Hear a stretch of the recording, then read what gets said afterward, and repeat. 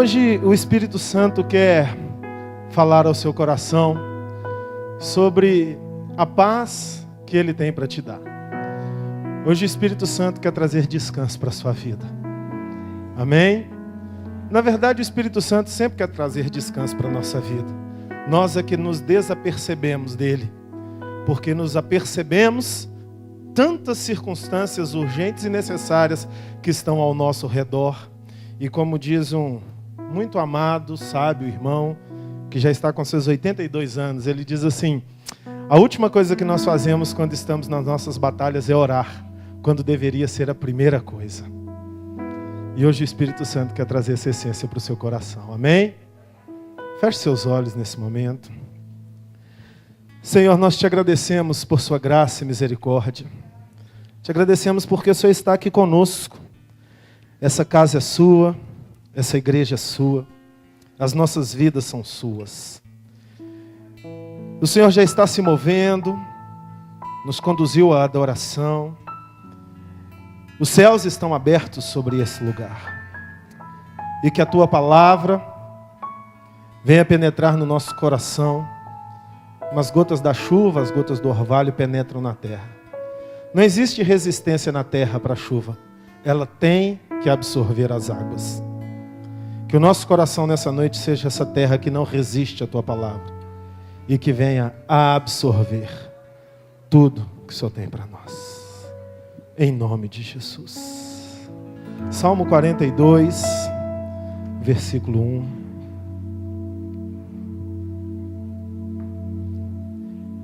Ele é o nosso Deus forte, nosso socorro bem presente nas tribulações.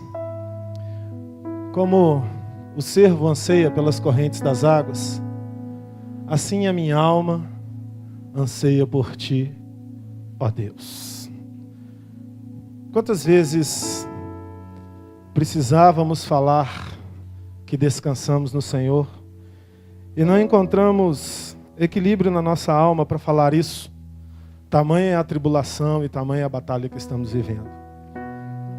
E nesses momentos de adversidade na nossa vida, o inimigo, ele se beneficia das nossas fragilidades para nos cercar, para estrategicamente se posicionar, só esperando o momento que vamos cair e ele vai nos devorar. Essa é a batalha espiritual que nós vivemos. E se nós não encontramos o caminho da salvação, o rio da vida, nós somos uma presa fácil para o inimigo. Mas existe em nós um instinto que nos leva à salvação em Deus. E esse é o tema dessa palavra. Esperança, o instinto da paz. Eu separei um videozinho para a gente refletir sobre essa situação. Você vai ter que prestar um pouquinho de atenção, porque ele está sem som, mas é um vídeo que não foi produzido, ele foi capturado numa situação de presa. E é mais ou menos isso que o salmista, filho de Coré, que escreveu o Salmo 42, assistia quando ele escreveu esse salmo.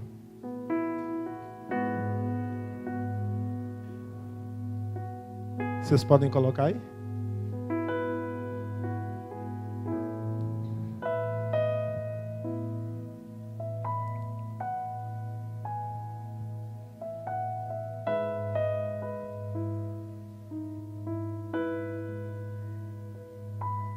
Deu problema? Deu problema no vídeo? Deu problema, então pode acender a luz. Depois a gente vê. Assim como a corça anseia pela corrente das águas, assim a minha alma anseia pelo Senhor. E o vídeo ia mostrar exatamente isso. A corça, quando ela está na savana, ela é uma presa, disputada por muitos predadores. E os predadores a cercam e se posicionam estrategicamente. E é muito interessante nós vermos os instintos animais, né? E eles observam ali nas suas presas a que está mais fragilizada e a que está mais debilitada. E aqueles predadores, eles não se colocam em uma posição só. Eles se colocam... Conseguiram? Tem certeza? Então tá bom. Vamos tentar ver o vídeo então que eles conseguiram lá agora. Aí, isso.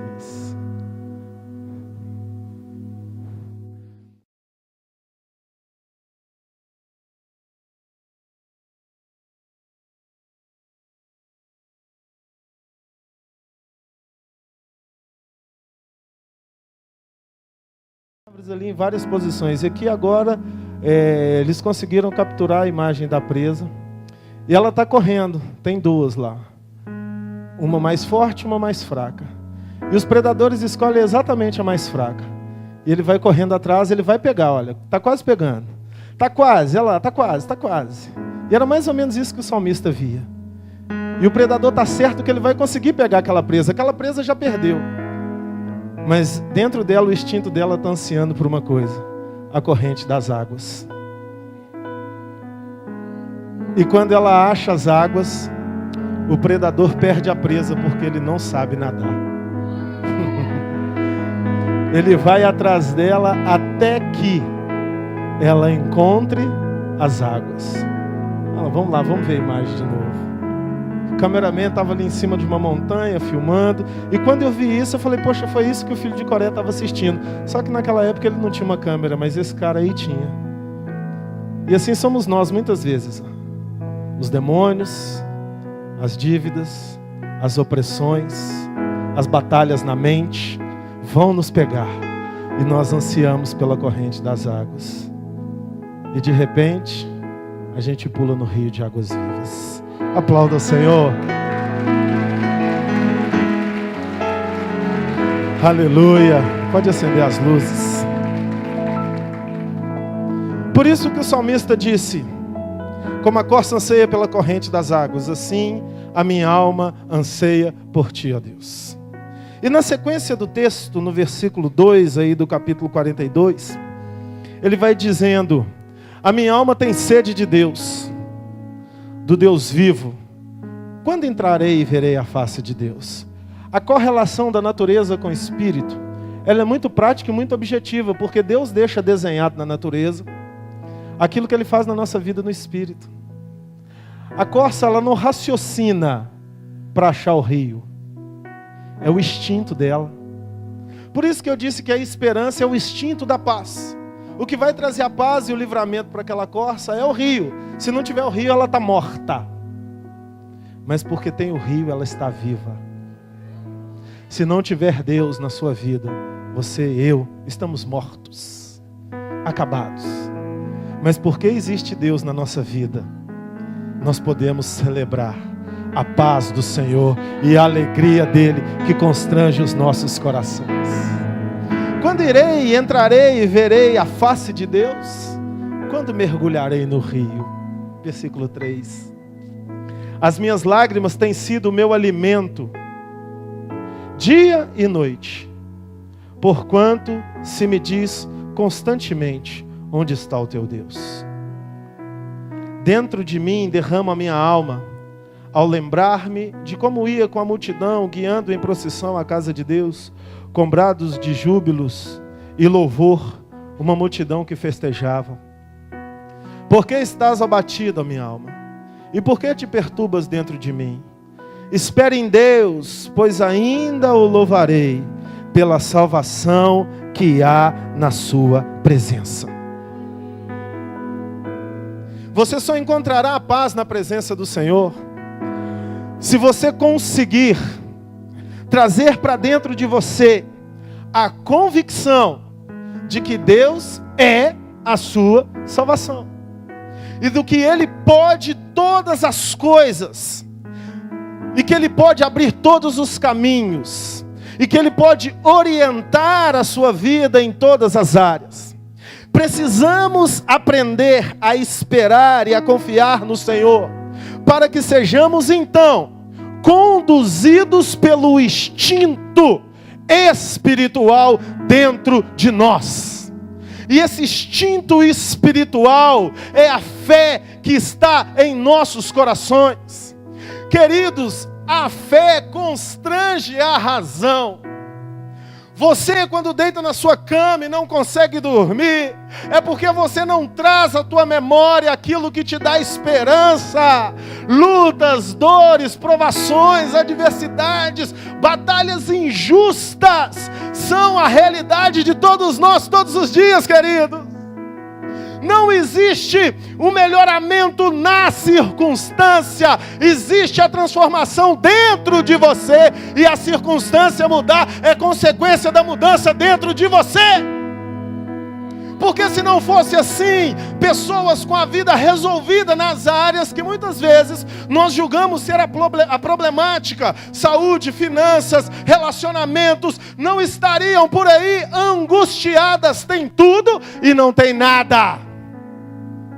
Porque a realização da nossa vida está em poder confiar no Deus que nos salva.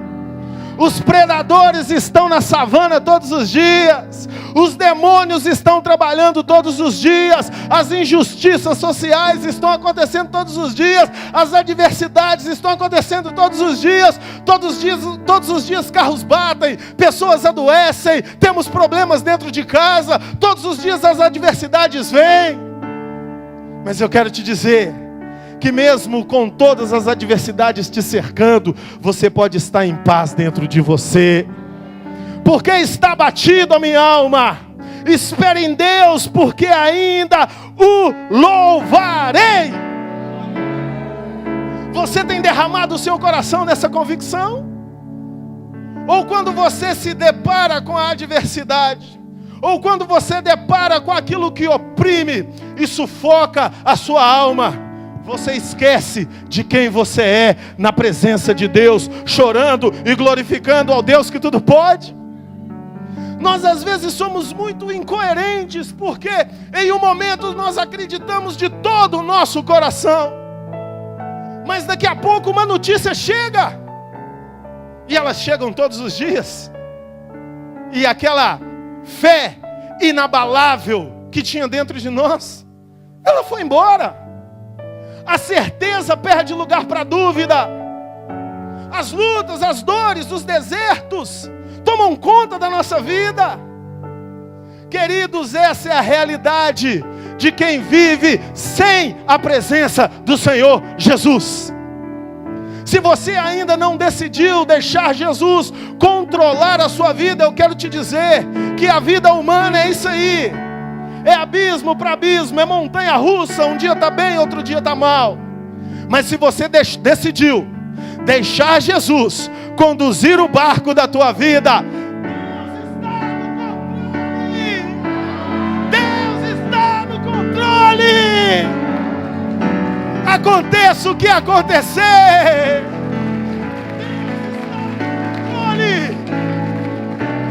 Ele criou o céu, a terra e o mar, e Ele programou dentro de você um instinto que está além da razão, que é a esperança. Viva na esperança do Deus que tudo pode. Não viva nas convicções racionais. A razão massacra a obra do Espírito na tua vida. Enquanto você ficar tentando resolver a sua vida emocional, financeira, física e até mesmo espiritual através dos seus pensamentos decididos, você vai ser conduzido de abismo a abismo. É o que diz lá no versículo 7 do Salmo 42.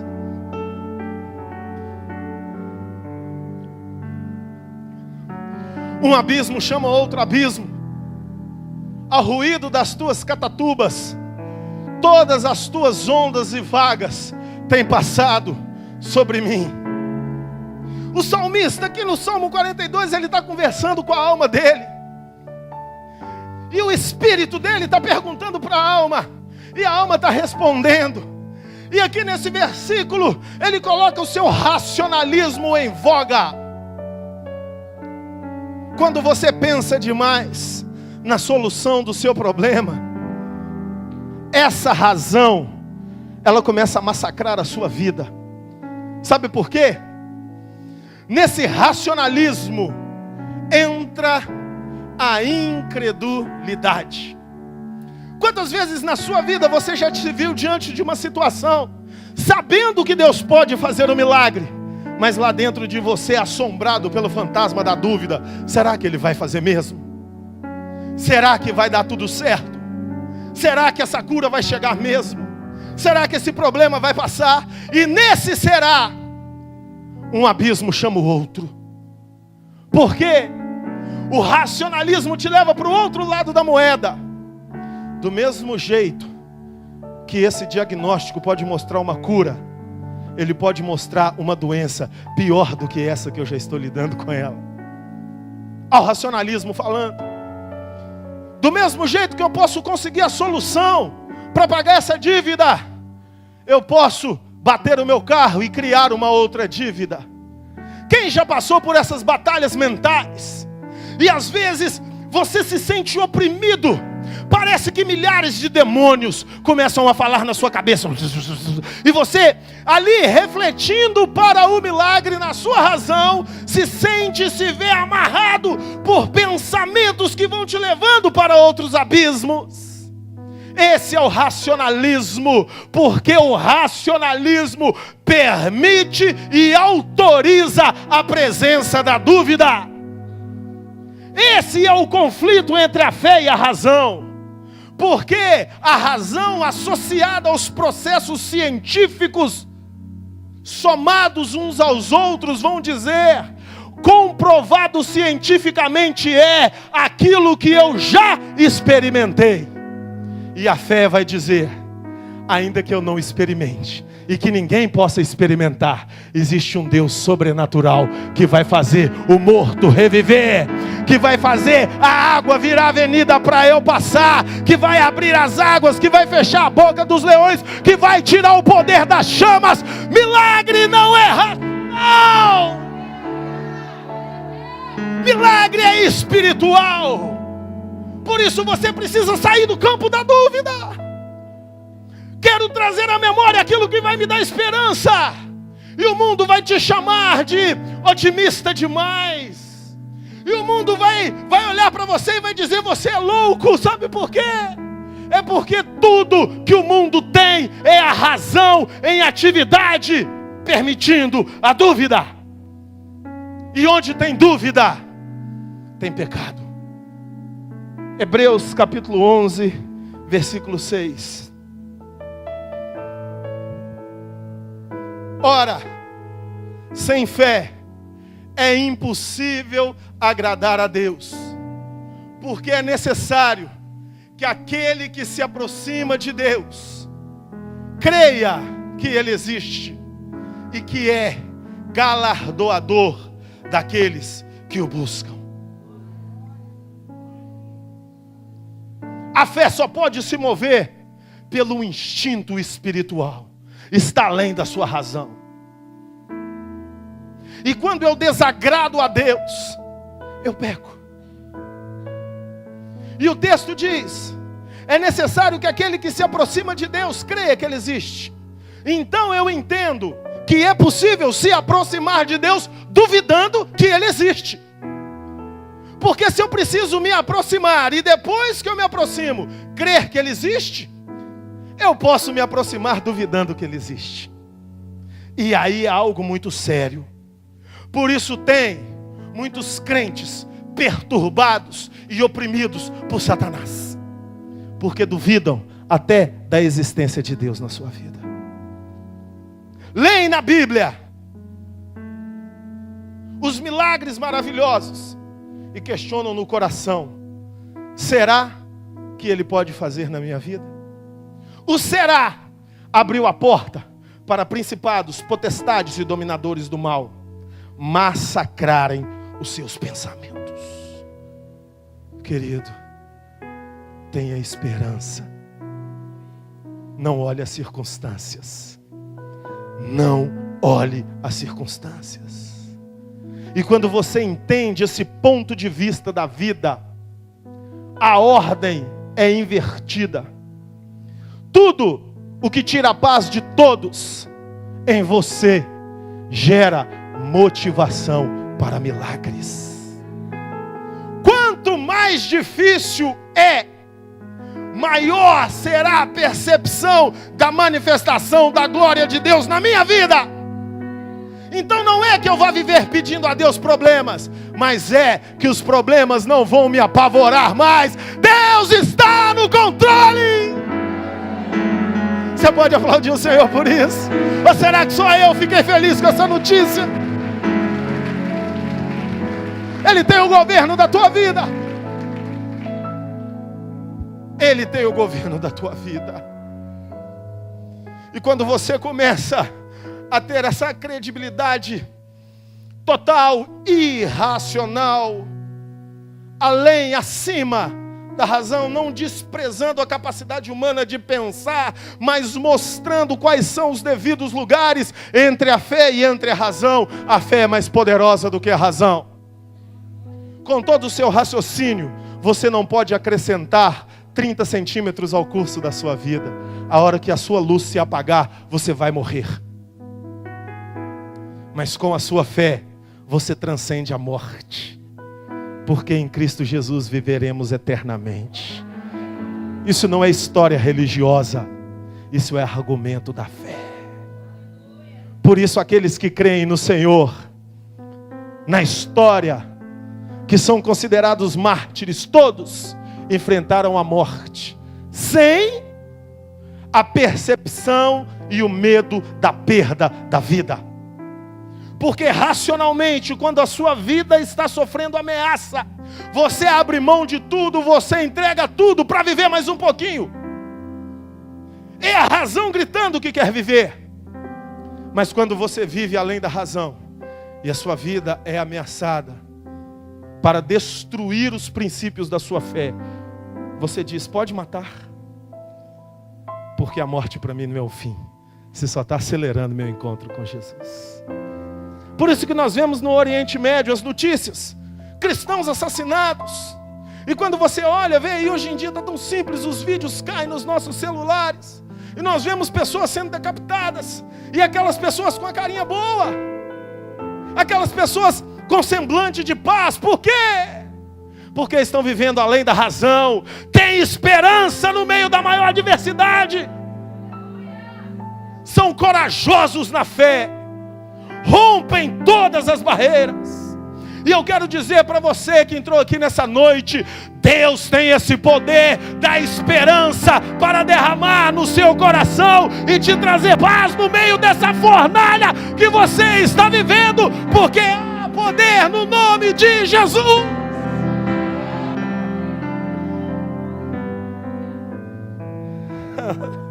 Mateus capítulo 8, versículo 23.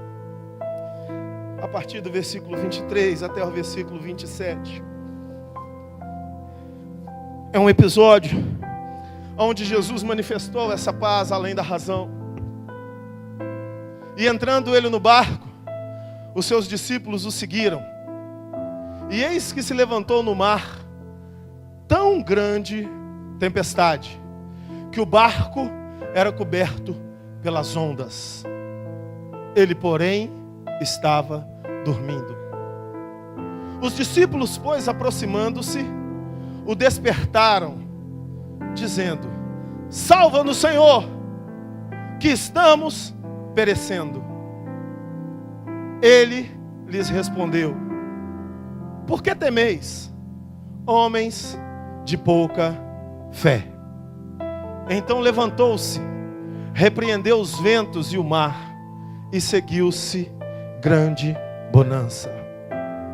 E aqueles homens se maravilharam, dizendo: que homem é este, que até os ventos e o mar lhe obedecem? O texto bíblico é muito categórico. Ele desenha o acontecimento. Uma tempestade no mar. Não tem jeito de você segurar o seu corpo deitado numa cama. Você vai ser jogado de um lado para o outro. Uma vez eu viajei nesses ônibus de 2 andares, e ele tinha uma cama na parte de baixo. E eu descobri ali aquela cama, E mais ninguém tinha descoberto. Era uma viagem de caravana, estava uma turma aqui da igreja. E eu olhei e falei, rapaz, tem uma cama aqui. E entrei ali e deitei. Triste ideia. Porque na hora que o ônibus virava, eu caía. E esse corpinho desse tamanhozinho, eu não vou ficar deitado aqui nada não. Subi cheio de dor nas costas, sentei na minha cadeira. Imagina dentro de um barco, sendo açoitado pelas ondas do mar. Como que Jesus não acordou? Não existia diazepam, tegretol, cadernal para ele dormir naquela época. Ele estava dormindo o sono do justo, descansado no Senhor. Sabe aquele sono que a sua alma é recolhida para dentro do seu espírito, e todos os problemas na sua vida estão acontecendo, e você deita a cabeça e dorme, e acorda renovado no outro dia, para matar todos os leões que se levantam para lutar contra você? Era esse sono que Jesus dormia. E os discípulos todos ali acordados, desesperados, querendo segurar o barco no meio das ondas. Como? Meu irmão, esse é o retrato da sua vida. As ondas batendo de um lado para o outro, e você tentando fazer uma força, segura aqui, segura ali, apaga o fogo aqui, menina adoece ali, uma dívida chega aqui, a esposa fica brava ali, meu Deus! Só o Senhor pode acalmar essa tempestade. Descansa no Senhor, meu irmão. Descansa no Senhor, minha irmã. E Jesus acorda. Mestre, não te dá que pereçamos.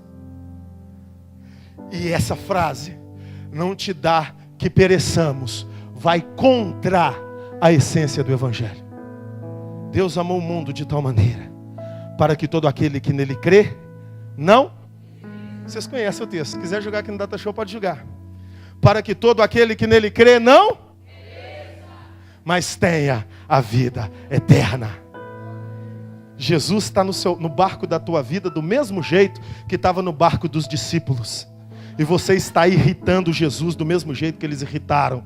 Porque Jesus estava lá e tem uma promessa. Aquele que nele crê não perece. E você gritando, Jesus, não te dá que pereçamos. Jesus foi muito educado de chamar eles de homem de pequena fé. Entende por que demônio entra na incredulidade? Porque irrita Deus. Desagrada a Deus, como lemos no versículo 6 de Hebreus 11.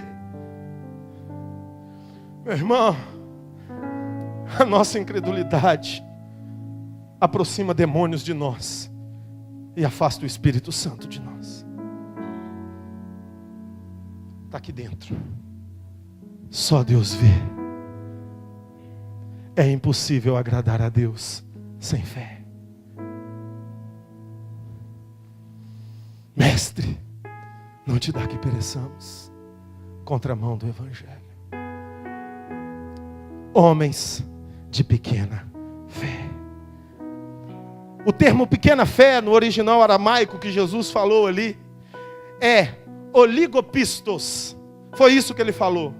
Homens oligopistos, que no literal significa homens de fé raquítica, não desenvolvida. Tinha fé em um nível, só que ela não desenvolveu. Você tem fé, meu amado. Por isso que você está nesse culto aqui essa noite.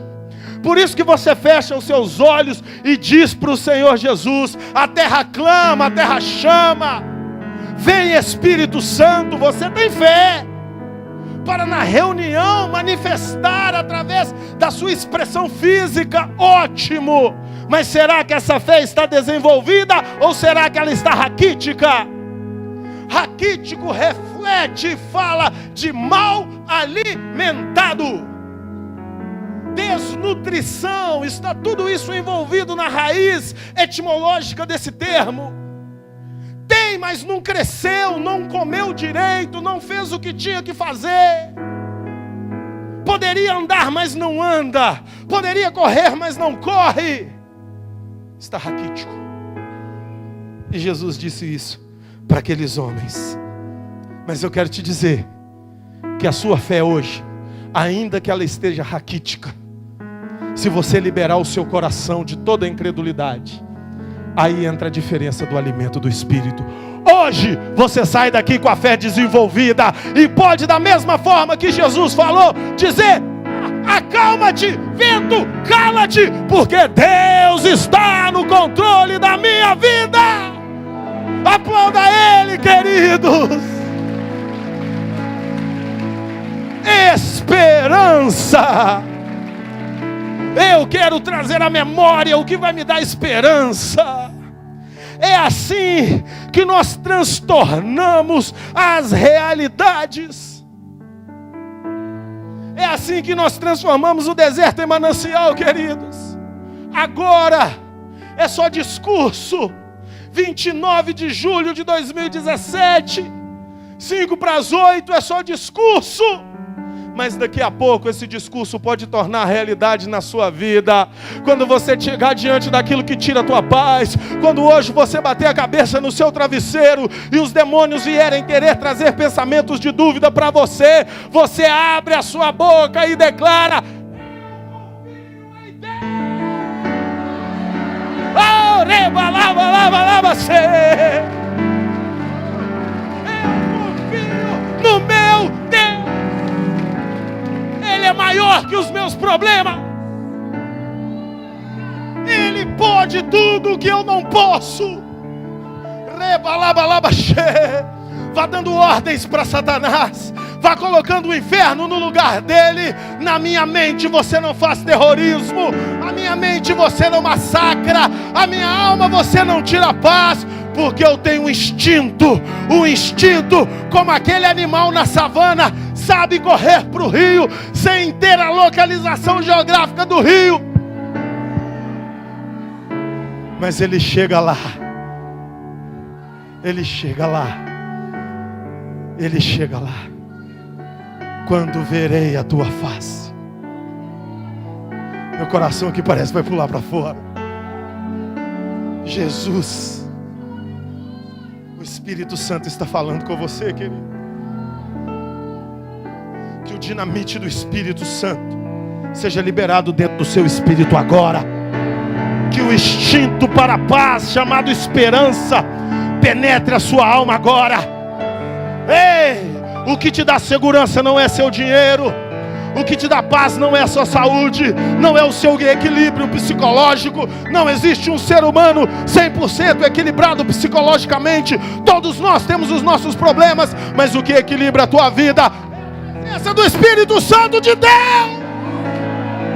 Oh, Xeriandalabá, Deus da minha vida, fica comigo, fica comigo. No versículo 11 do Salmo 42, os filhos de Coré, conversando ali com a sua alma, ele entende tudo isso que você já entendeu. Você precisa conversar com a sua alma, querido, a partir do teu espírito. Entende a diferença? Por que estás assim tão triste, ó minha alma? Coloca aquela tradução já minha. É essa aqui? Por que estás assim tão triste, ó minha alma? Por que martirizas o meu ser? Põe a tua esperança em Deus, porquanto ainda o louvarei, por tua presença salvadora, ó meu Deus. A nossa alma martiriza o nosso ser, quando ela tem domínio racional para conduzir a nossa existência. E aí, nós vamos ser uma presa fácil. Sabe por quê? A alma não sabe encontrar o caminho do rio. Você está entendendo isso, queridos? Por que estás assim tão triste, ó minha alma? Por que martirizas o meu ser? Põe a tua esperança em Deus, porquanto ainda o louvarei, por tua presença salvadora, ó meu Deus. Não deixe a sua razão tomar conta. A humanidade anda assim, viu? Por isso nós assistimos tanto desespero Não existe paz na terra, gente, sem Jesus. Só existe perturbação. Almas martirizadas em todo o tempo. A gente assiste isso no trânsito, a gente assiste isso na escola, a gente assiste isso no trabalho. E a sua alma como está? Você tem fé? Fé para te mover a sair da sua casa e chegar nessa reunião. Essa fé é boa, mas o Espírito Santo está te dizendo que Ele tem fé para te dar, para que você possa ficar em paz no meio da tempestade. Para concluirmos, eu quero ler com vocês um texto de Davi, está em 1 Samuel, capítulo 17, versículo 40.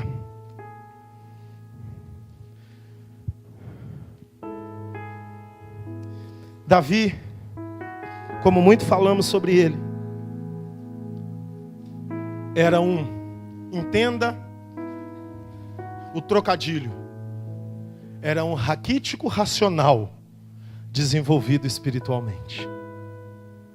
O nosso problema é que muitas vezes nós somos um raquítico espiritual, desenvolvidos racionalmente. E hoje o Espírito Santo quer inverter esse valor. Quem recebe isso, dê um glória a Deus.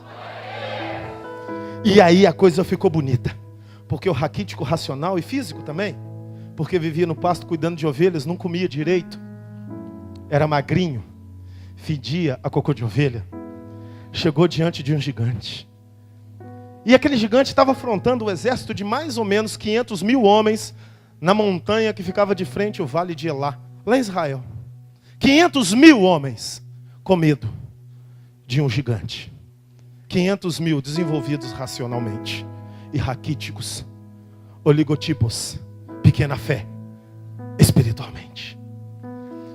E ele tomou à mão o seu cajado e escolheu do ribeiro 5 pedras lisas e pô-los no alforje de pastor que trazia, a saber, no surrão, e tomando na mão a sua funda, foi-se chegando ao filisteu. Ao gigante racional aí. O filisteu também vinha se aproximando de Davi, tendo a sua mão frente o seu escudeiro. Quando o filisteu olhou e viu Davi, desprezou, porquanto era mancebo ruivo e de gentil aspecto. Disse o filisteu a Davi: sou algum cão para tu vires a mim com paus? E o filisteu pelos seus deuses amaldiçoou Davi. Disse mais o filisteu a Davi: vem a mim, e eu darei a tua carne às aves dos céus e às bestas do campo. Volta no versículo 44. Essa é a voz dos demônios que entram na brecha da sua incredulidade. Esse é o martírio do ser. Essa é a opressão da mente. Eu darei a tua carne às aves do céu e às bestas do campo. A sua vida vai acabar, não vai dar nada certo e a tua paz vai embora. O papel dos demônios é esse aí. Eles não vão sair do seu papel. O interessante é você ocupar o seu papel. Foi o que Davi fez no 45. 45.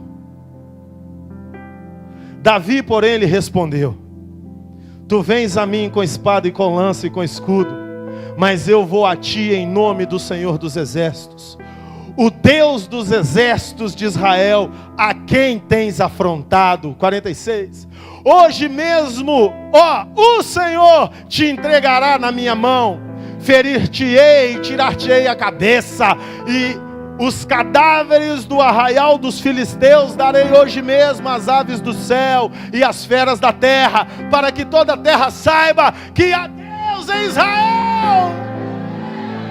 E para que toda essa assembleia saiba que o Senhor salva, não com espada, não com lança, pois do Senhor é a batalha, e Ele vos entregará em nossas mãos. Quando o filisteu se levantou e veio chegando para se defrontar com Davi, este se apressou e correu ao combate a encontrar-se com o filisteu. E Davi, metendo a mão no alforje, tirou dali uma pedra e com a funda lhe atirou, ferindo o filisteu na testa. a pedra se lhe encravou na testa e ele caiu com o rosto em terra. Assim Davi prevaleceu contra o filisteu, com uma funda e com uma pedra feriu e o matou, e não havia espada na mão de Davi.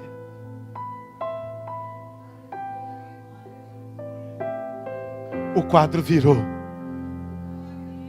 porque esse menino raquítico, racionalmente, foi o menino desenvolvido espiritualmente. Qualquer gigante que te afronta não é maior que o gigante filisteu em relação a Davi aquele dia. Pergunte para sua alma: por que estás abatido, ó minha alma? Por que se abate dentro de mim? Espere em Deus, pois ainda o louvarei. Ele é o meu auxílio e o meu escudo. Ele está disponível para você. E nessa noite, o Senhor Deus quer ministrar na sua alma esperança. Saia do lugar que limita a sua visão. Deixe os pensamentos e os meus pecados e os meus erros. Eu te afirmo, o sangue de Jesus nos purifica de todo pecado. Basta crermos, pela graça sois salvos, pela graça sois salvos. Ele te salva agora, e amanhã Ele te salva de novo. Você só precisa tomar a sua posição. Todos os gigantes que estavam se levantando contra você, em nome de Jesus, caíram agora. Se você recebe essa palavra, se coloque de pé, aplaudindo ao Senhor Jesus. Mais forte, igreja. Mais forte, você pode aplaudir mais forte. E vamos adorar nesse momento aquele que nos garante paz, aquele que nos garante refrigério, aquele que nos garante socorro, que é esse rio no qual podemos mergulhar e trazer à memória aquilo que nos dá esperança.